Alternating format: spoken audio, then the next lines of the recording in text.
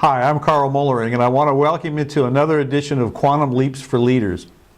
Today I want to talk to you about your Achilles heel. Now I know that's something you haven't thought a lot about, but it's vitally important for you as a leader, and let me tell you why. Because if your Achilles heel is left unchecked, it can become fatal to you as a leader. Let me give you an example and talk about it in two different dimensions. You see, one of the ways in which you interact with your people that you're leading is with your words. It's the things that you say.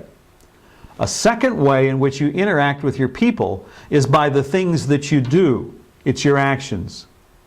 And what can happen is the things that I say don't line up well with what I do to those who are trying to follow me. We have created what I call negative gap. And negative gap left unchecked in your leadership can become fatal. Let me give you an example of how that works. Let's say that I tell you I value people. And I reinforce the fact that I value people. I tell you that over and over again. And then one day you're walking along and you watch me interacting with one of my direct reports. And I'm berating that person in public. I'm really causing them to be demeaned. I might be angry with them. I'm truly harming that individual. You see, that interaction has created negative gap in my leadership. I've told you I value people, but my actions have said I don't really value people at all.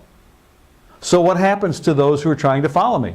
Well, what happens to them is, for them it creates lack of trust. In fact, it moves to distrust.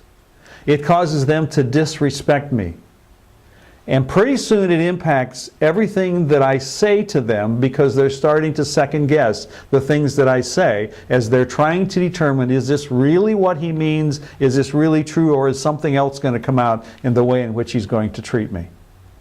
So how do I get around this? How do I correct my Achilles heel? Well, let me give you a couple of suggestions. One is think twice, speak only once. And I'm serious about that. Let your thought process be such that I want to seal my lips until I know what I'm going to say and then say it the right way, and be sure I line up the actions with it. There's a biblical principle that comes out of Psalm 141 verse 5 that says, guard your mouth and keep watch over the door of your lips.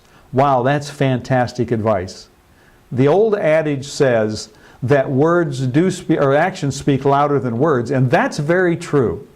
Your quantum leap for today is line up your actions and your words, and you can eliminate negative gap in your leadership.